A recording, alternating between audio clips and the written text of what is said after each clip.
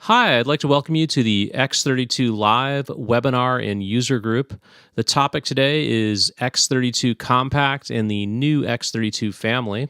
My name is Joe Sanborn, Manager Product Support, and John DiNicola, our Senior Product Specialist, is also on the webinar today as well. Let's start out by taking a look at our agenda for today. We're going to start with an introduction to the new X32 family. X32 Compact versus the full X32, X32 Compact operation, X32 Compact compared to other members of the X32 family, and we'll take a look at the X32 family accessories.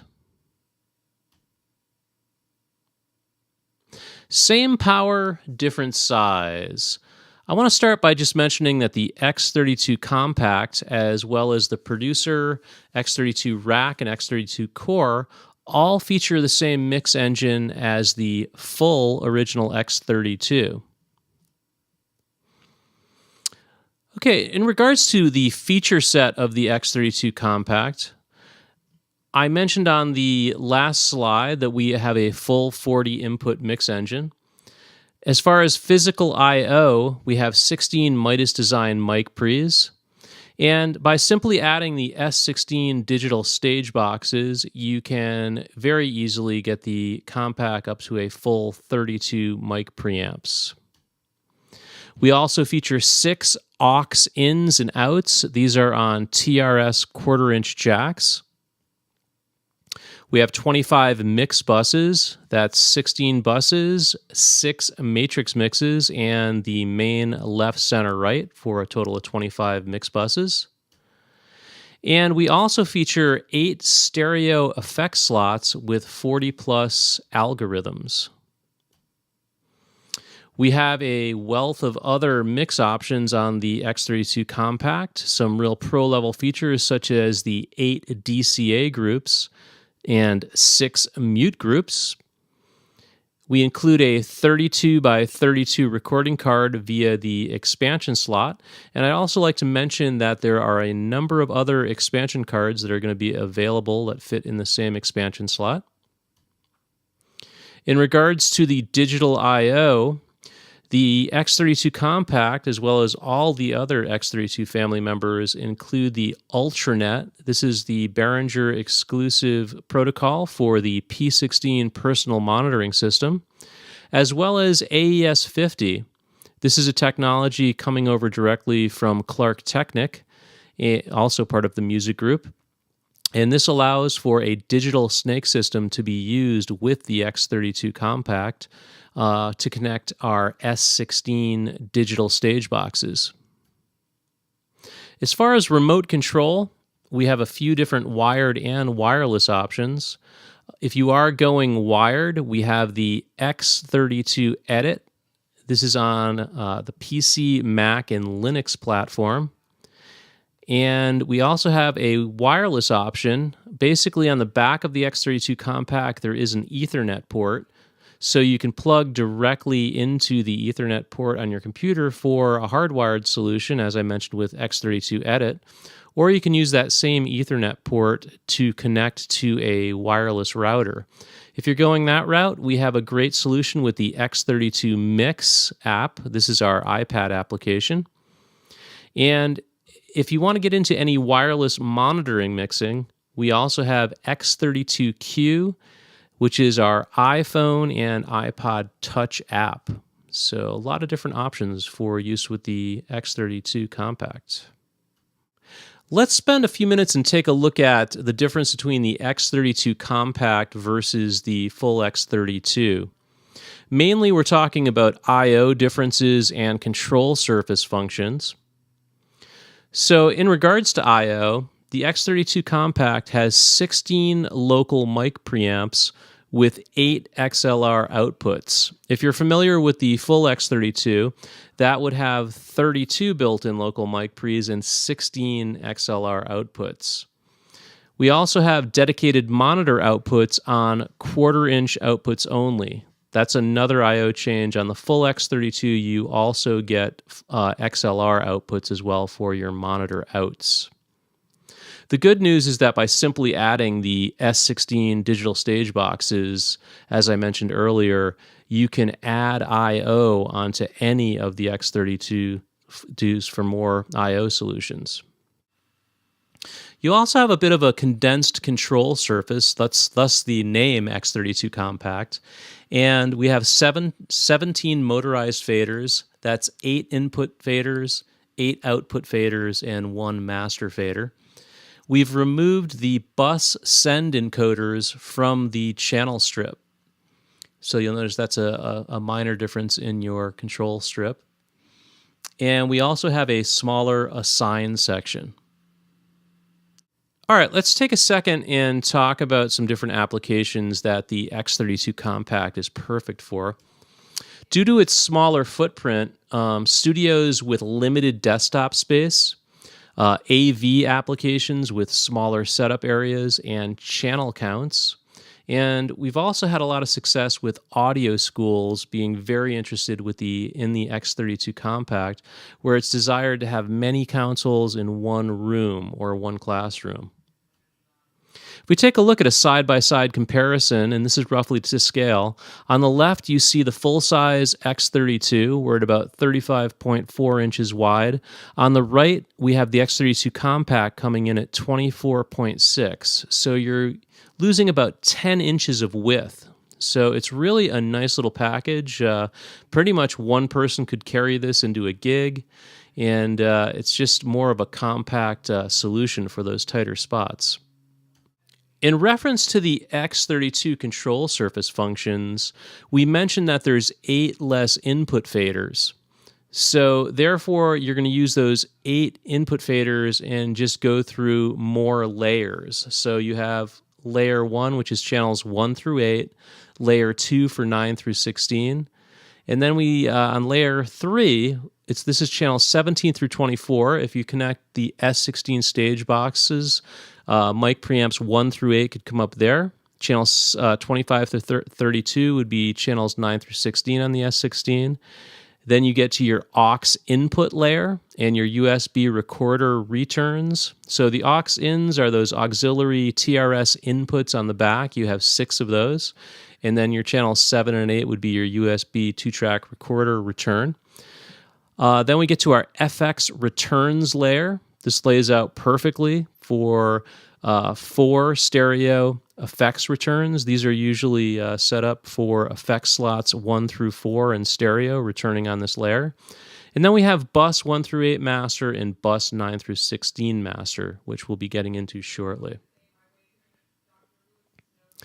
Okay, I'm going to turn it over to John DiNicola, and he is going to take us through the X32 Compact channel strip and some live demos. All right, great. Thanks, Joe. So taking a look at the control surface of the X32 Compact, we'll find that it features a channel strip control on the upper left-hand corner of the surface that looks very similar to the X32. We'll find the familiar controls for mic preamp gain, low cut frequency, threshold for the gate and dynamics, control for the 4-band parametric EQ, but we'll notice that the 4 bus send encoders were removed in order to make the channel strip just a little bit smaller to fit the footprint of the X32 Compact. So without these bus send encoders, how are we going to get our signals to buses? And it turns out there's still 2 different ways that we can do this. The first way is to use sends on faders to build your bus mixes with faders. And you can activate the sends on fader mode by pressing the sends on fader button that's located right in the center of the console between the input and output faders. Once sends on fader mode is engaged, there's actually 2 ways to make it work. You can select any of the mix buses like we have shown in the graphic on the screen here, and then you would use your input faders to build the mix for that bus, almost in the same way that you would mix your front of house signal. The other way to use sends on faders is actually to select an input channel on the left-hand side, and then you can use the bus faders on the right-hand side to send that channel to whichever bus whose fader you're pushing up. So that's almost like using encoders, only with a fader. So you can use sends on fader in one of those 2 ways. If you're still used to encoders and want to do it that way, You can use the screen encoders that are located underneath the screen, the 6 encoders there, by viewing the Sends tab of the channel strip. And we've actually provided a little view button, just like on the X32, that's located in the bus mixes section of the X32 Compact's channel strip. So once you pull that up, you can see that you can select 4 mix buses at a time and turn up those sends using the encoders, just like, almost the same way as you would using the channel strip on the full X32. Okay, let's talk about the X32 Compact's assign section.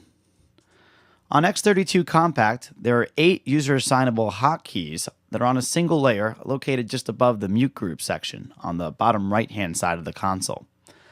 You can assign various console functions to these 8 keys, such as scene changes or jumping to certain screens. In fact, a very popular use for these is to maybe assign your house graphic EQ to a assign button, and that will allow you to instantly bring up that EQ on the screen just by pressing a single button, no matter where you are on the console.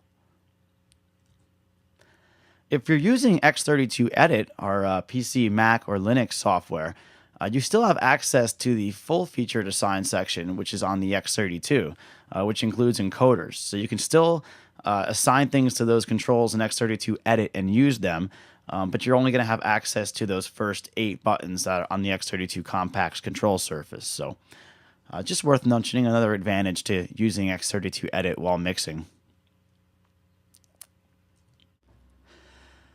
Okay, let's take a look at the X32 Compact compared to the other new members of the X32 family. Looking at the X32 Compact versus the X32 Producer, one of the first things you'll notice is that the X32 Compact provides LCD scribble strips and dedicated scene controls, which are not found on the X32 Producer. The X32 Compact also features the original 7-inch color TFT screen, which is the same screen you'll find on the original X32. The X32 Producer features a 5-inch color screen. On the back of the consoles, the X32 Compact retains the AAS EBU stereo output, which is also not found on the X32 Producer.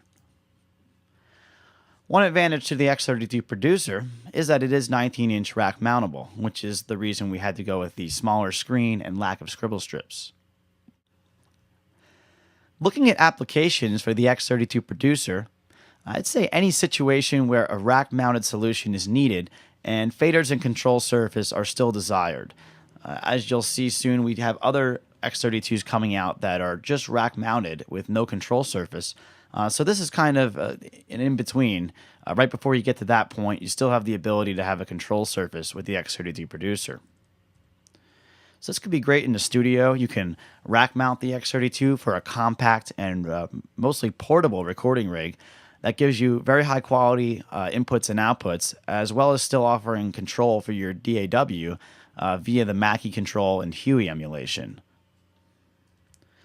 This also can work well in the corporate or AV world, where you can, again, rack the X32 Producer and roll it in on the same rack as your amps and speaker processing and any other outboard you may decide to use. And you can roll that rig around very easily. Now let's take a look at the X32 rack. We have graphics here showing the front and back of the unit. And the first thing you may notice is that the front of the unit still features the 5-inch screen and the associated controls. We'll also notice that the I/O configuration is the same as the X32 Producer. So there's a lot of similarities between the Producer and the rack, just the only difference being that the X32 rack doesn't have a control surface. However, you still retain full control of the console via the 6 rotary encoders beneath the screen, and the channel level encoder and select encoders and etc. So you can actually set this thing up without a computer or iPad if you need to. But the ideal way to mix with this console would be with using, either using your computer or with your iPad.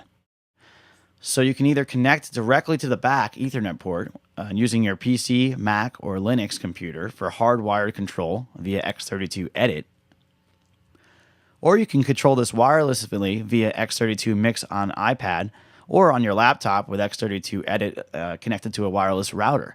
So in that scenario, you'd simply connect a wireless router to the Ethernet port on the rack, and then you can connect up to 10 devices, and any mix of iPads and computers and iPhones, and control this device remotely. Very similar to, of course, the rest of the X32 family. Taking a look at some applications for the X32 rack, I would say any situation where you find yourself mixing on your iPad anyway.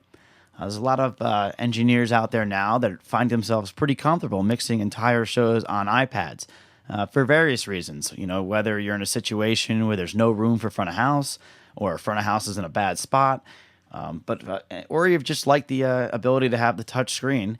Whatever the reason, there's a lot of guys doing that now. So if that's something you're used to, and maybe you can save yourself a little money by foregoing the control surface that's offered on the larger X32 models. The X32 rack is also perfect for fly-in dates. Remember that this will also work, of course, with the S16 stage box. So being that it's still a 40-input 32-channel mixer, you can put this in a 5-space rack with an S16 and have the full power and I/O of the X32 in a 5-space rack. You can also use this X32 rack on stage as a monitor console and send signal out to the front of house X32 via AES-50. So this can almost be a replacement for a single S16 because it has 16 ins and 8 outputs on the back. Finally, we have the one rack space tiny X32 core. The X32 core features all of the digital I/O options of the larger X32, including AES-50 connections, Ultranet for personal monitoring, and the 32 by 32 expansion slot. There is analog I/O on quarter-inch connectors provided for talkback and monitoring. There's also a headphone jack on the front with a separate control. One unique thing about the X32 core compared to the X32 rack is that you find there are assignable encoders and buttons to provide some control on the front of the unit. So this can be great for some installs where maybe you don't want to have a lot of control accessible, but maybe you need to have a master volume, or maybe you can assign mutes to those buttons. Another thing you can assign to those buttons are scene changes. So you can have certain scenes for certain applications, and someone can just walk up and press that single button and set that console up for whatever's needed. So in order to get analog I/O into here, you would be using the S16 digital stage box, or maybe feeding the unit digitally via AES-50 from another X32 console.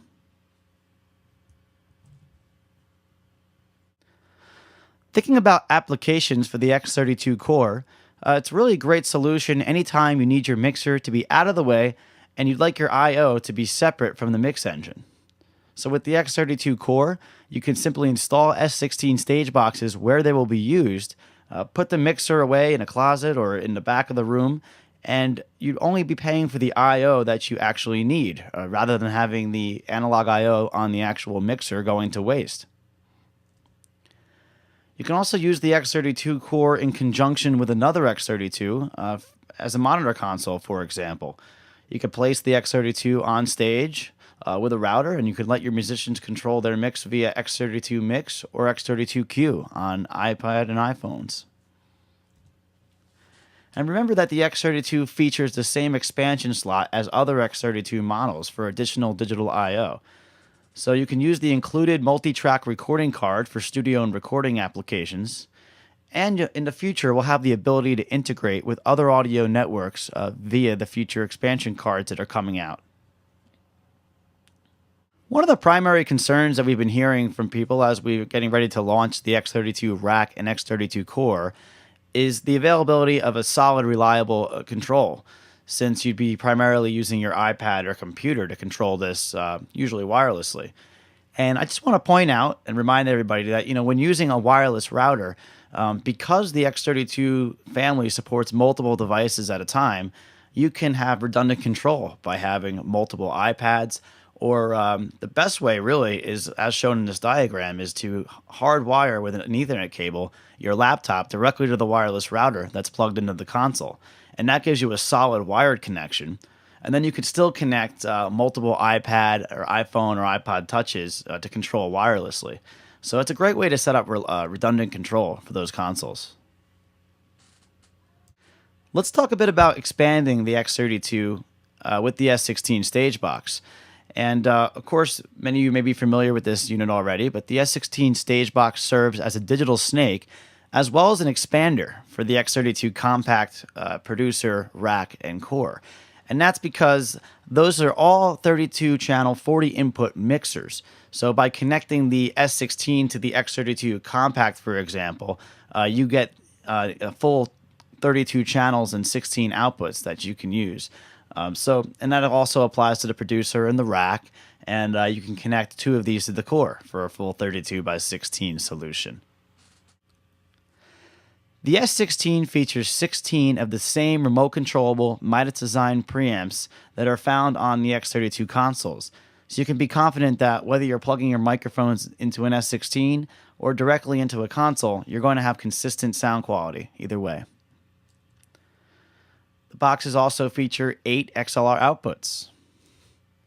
And on the back, you'll also find 2 banks of ADAT outputs for 16 additional outputs from the X32, or they can also be used in the splitter mode. So if you wanted to rack these up with a separate recorder, you can connect those ADAT connections to that recorder and record the 16 inputs coming off of that S16. It also features Ultranet connectivity on the back, which gives you the ability to connect the personal monitoring system, the P16 from Behringer. And the advantage of having that port right there is that now you can run all of your ins and outs as well as your P16 monitor signal between stage and the mixer on a single Cat5 cable.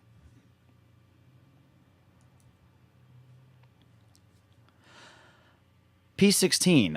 All X32 models feature Ultranet connectivity for our P16 personal monitoring system. The P16 system provides 16 channels of personal monitoring on the P16M personal mixers, which you can see in the graphic below. And you can use the P16D to expand the system, as well as to power 8 P16M mixers. So if you connect the P16M directly to an X32 console or an S16, you're going to need to plug in the power adapter for each unit. Whereas if you plug the P16M directly into a P16D, that unit would get power over the Ethernet cable. Mentioned some of the expansion cards before and what we're thinking about here for the future. So I just want to mention here that we do have Madi, Dante, and ADAT cards in development. And of course, we're always considering other cards for the future. So this is going to really, increase the value proposition on the X32 family that much more as you have the abilities to start interfacing with some other audio networks. Great. Thanks, John. I wanted to thank everybody for attending the webinar. And before we conclude for today, I just wanted to mention for future webinar events, if you go to Behringer.com and you click on the community link at the top of the page, this will bring you into the Behringer forums area. We have a great X32 area here. There's a lot of lively discussion about the X32 in general. We also have an X32 resources area, and we have a number of different tech talks that we've written and just different information that you can find out about the X32. In regards to future webinar events, under the Behringer News area, if you click on News and Announcements, you will find all of our Behringer webinars listed for whichever month you're in. And then you can scroll down, read about the different webinars, and then click on the link to join that webinar. So keep your eye on that, and hopefully you guys can join us on some of those in the future. Okay, we're going to wrap it up for today. I want to thank everybody for attending the webinar, and hopefully you can make other webinars in the future. Thanks again. Have a great day.